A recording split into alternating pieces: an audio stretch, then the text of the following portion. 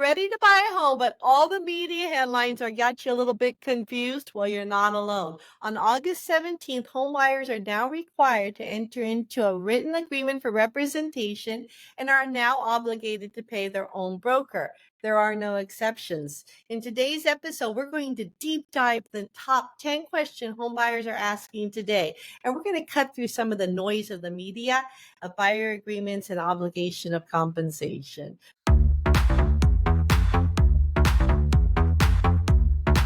So welcome to the SoFlo Real Estate Show. Ask Athena and Julie anything. My name is Athena Barrocas. I am a top producer and award-winning realtor at Coldwell Banker here in sunny South Florida. My co-host, Julie Dinda of Radius Financial Group, is here with me today. Remember, subscribe and like this show so this way you can get more notifications of upcoming episodes as well. Hey, Julie, welcome to the SoFlo Real Estate Show. Great to see you today.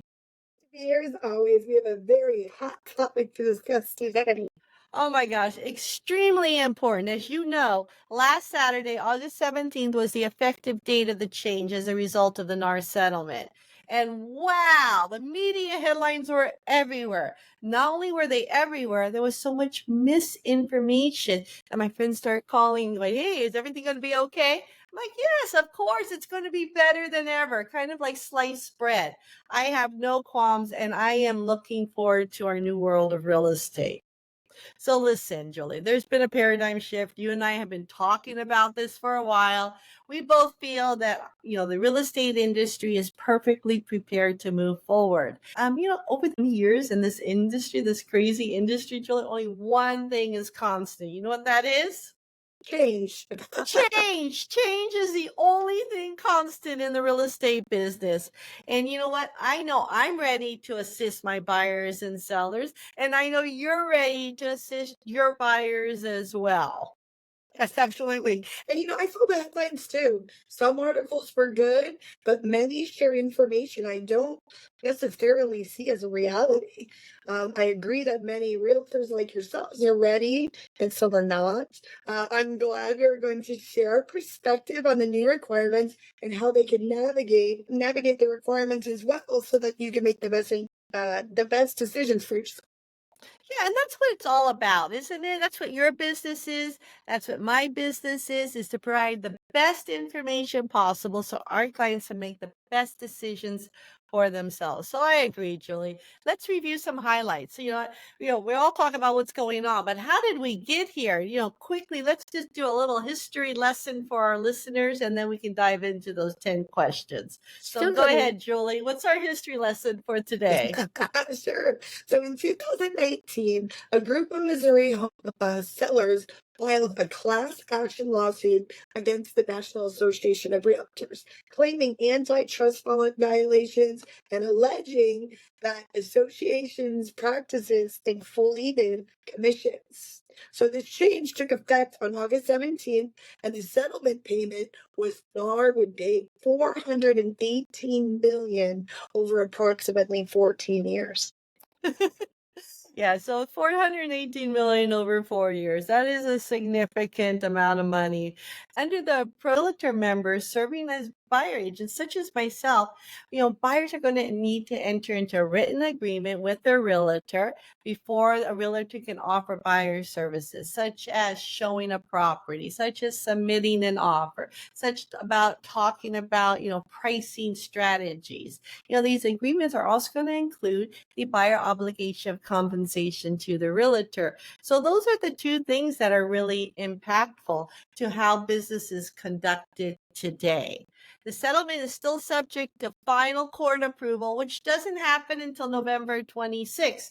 So going back to the constant in real estate, change. So, we'll keep you updated, but right now, the overall agreement is scheduled for their final hearing on November 26th.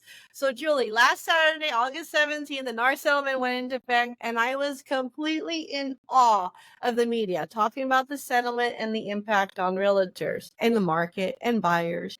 On CNN, one of the statements that came through the news feed, it was the biggest shakeup in the century. I think they might have even used the term seismic shift. I'm smiling because seismic shift. Listen, I was in San Francisco when the big quake came in 1989. I was on a train when the big earthquake happened. Let me tell you, that's a seismic shift. This is not a seismic shift by any stretch of the imagination, but it is a paradigm shift, and we all need to learn how to do business in the new. Yeah, correct. And I saw so much social media feed too. And then some media platforms that shared actually some great facts as well. It's a toss up when it comes to media reporting. It really is. You know, you're right. There were some great articles, there was some great postings, really good information, and not so good. So before we get to those 10 questions, I want to throw one more thing in, Julie.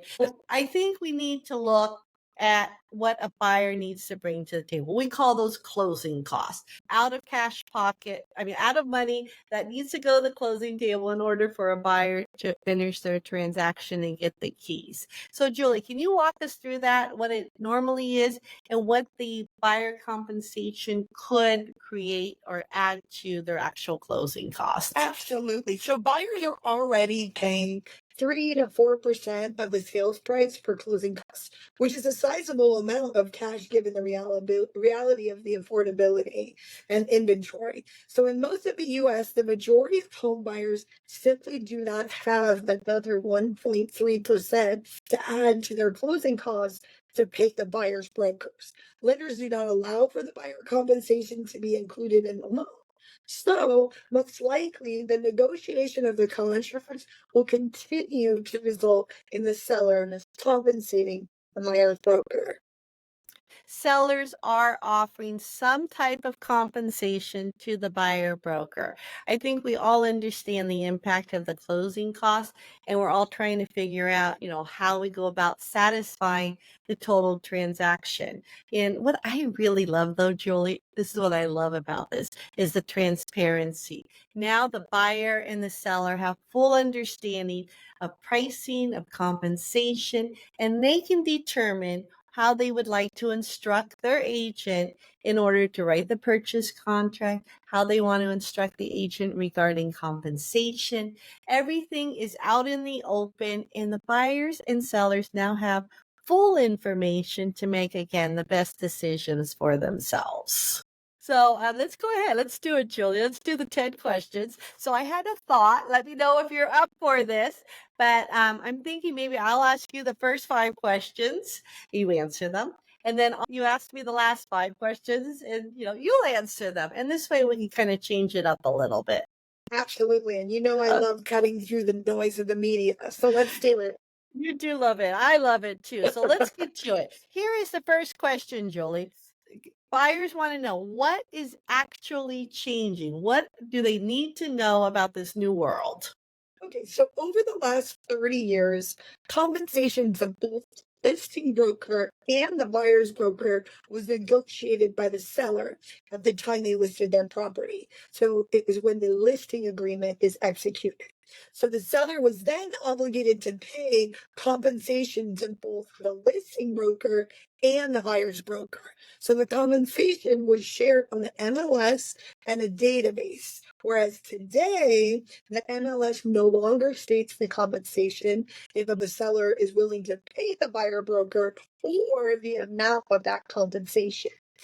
So number two, all the home buyers are required to sign a broker's agreement. Buyer broker compensation is now the obligation of the buyer versus the seller. So the compensation has always been negotiable. Everything always is. And the buyer should interview agents to understand services and the cost that's associated with those services. Okay, great. Well, those are 3 changes that definitely came into the marketplace. So here we go, Julie. Number 2, how does the NAR settlement affect me as a home buyer? Some media headlines are suggesting that home prices will come down due to the NAR settlement. Others say that the NAR settlement could potentially impact the overall costs associated with purchasing a home. No one has a crystal ball. However, basic economics of supply and demand and price has never included broker compensation directly. Absolutely, Julie.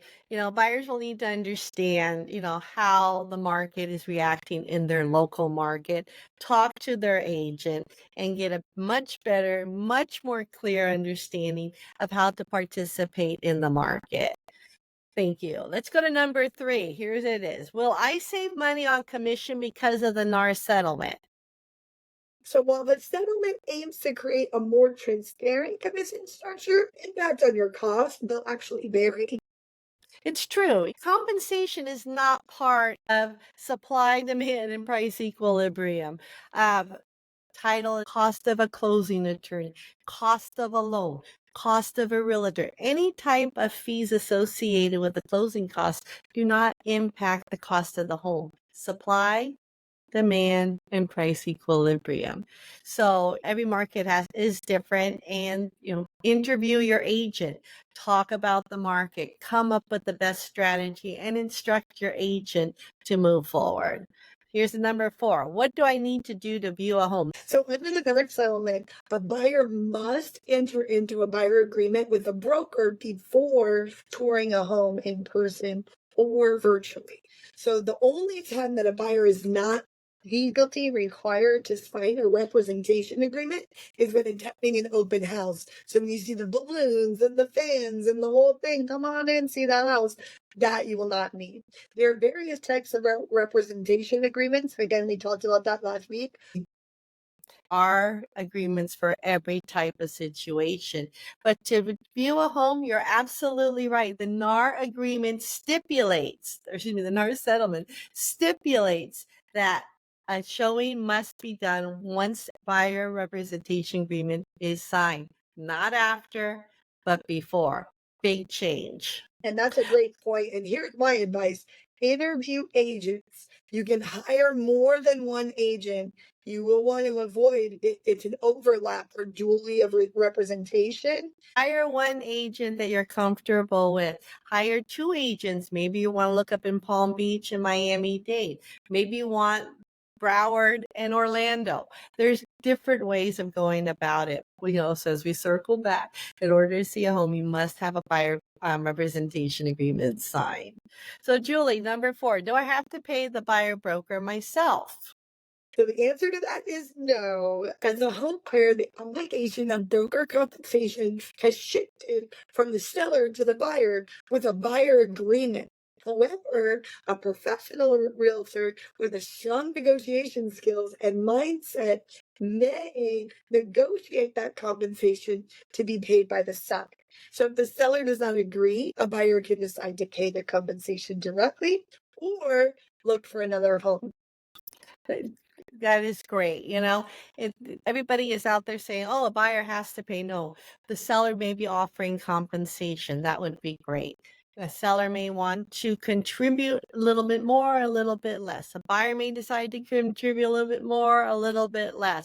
A buyer can actually say, no, I don't want this house based on the way the compensation is being structured within the purchase agreement. So lots of different options, but I love the fact that you started off with the word no. That was great. What do I do if the seller offers less than I need to pay my broker? So yes, that is a reality in our new process. What we need to remember is that you, as the buyer, have options.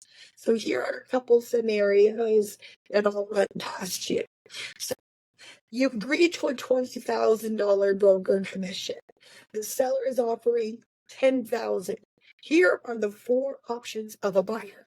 So first, the buyer may instruct your buyer agent to negotiate the $10,000 in the purchase price of the home and either asking for a seller to pay the $10K. 2, a buyer may add the $10K into your sales price to cover the $10K. 3, a buyer may pay the $10K, or a buyer may cancel offer to purchase and look for another home. We also have to remember that purchase contracts are negotiable and the buyer and seller instruct their agents. I was going to say number 6. That's going to be my. Should I still use a real estate agent after the settlement? My goodness, what a great question. If we look at the statistics from NAR, over 95% of home buyers hire a realtor. Now, we said this changes took place on the 17th of August. So, hire a realtor really meant more of a handshake agreement. Today, we have a written agreement with compensation. But yes, nothing has changed. The value that a buyer's realtor offers to the buyer is insurmountable in the process. And you have to remember that if you're shying away from hiring a realtor because of compensation, remember compensation continues to be negotiable between buyer and broker, between the buyer and the seller. There is a lot of opportunity to have lots of discussions so that you're comfortable in making the best decision possible. Agree. Now, will the settlement impact home prices? Woo! Settlement impact home price. I think we kind of skirted around this a little bit earlier. Home prices are not directly affected by the cost of sale. Changes in commission structure and practice have an indirect effect on the overall cost of a home. Look, home prices can rise, home prices can decrease, but it's based on supply and demand in a particular local market. So broker compensation has never had a direct effect on home prices. So today, the buyer can simply negotiate with the seller to pay the compensation, or the buyer can add compensation to the actual purchase, or the buyer can decide to move on to a different home. But regardless of what a buyer decides to negotiate, it's not going to impact home prices, not directly anyway, Julie. Okay, so as a buyer, how much should I pay a buyer agent? Oh, great question. And the Incentives. reason why is because compensation is negotiable. It's always been negotiable. It is not a set fee. So, the difference in today's market versus prior to the NAR settlement coming into place is that the compensation is now agreed upon upfront in writing between the buyer and their agent. So talk to your agent and see what's going on. Well, that's not going to lead me right into my question Uh-oh. number 9. How can I be sure that I am not overpaying? Okay, so let's talk about overpaying. What is overpaying? As a consumer, regardless of the product we're looking for, we're going to pay for a product that we find to have value, something that we get out of it that we couldn't do on our own, right? Value. So interview agents, interview realtors. Find the realtor that you feel is going to do the absolute best job for you, who's going to advocate for you. Find a realtor that understands the dynamics of this particular market and is comfortable and knowledgeable to help you make decisions that are going to be best for you. So overpaying, Julie, I don't think there's such a thing. I think it comes right back down to compensation is always negotiable, and a buyer has to determine what kind of service and what type of realtor they want to hire. So, question number 10, the last question. Should I just wait to buy a home then? No, waiting's the worst strategy a home buyer can do, at least in my perspective. I'm going to ask you to jump into this in a minute, Julie. What I find is that overall, in my 20 years, home prices continue to appreciate. Sometimes they appreciate rapidly, sometimes they appreciate slowly, sometimes we have a tweak in the market, but boom, it's right back up there. Waiting is only going to create buying the same home for more money. And that has never, ever, ever been a great strategy for any of my clients in the 20 years. Sometimes because we can't predict what is actually going to happen, is that we get to a point where sometimes the market will run away from the buyer. And then the buyer can't really purchase in the location they want, or they can't purchase for the money they have. Something changes, something could change in their lending portfolio. Anything can happen. So, no, waiting is not the best strategy. Julie, do you want to jump in on that one? Yeah, as a lender, the interest rate can always be refinanced. The home price is a constant.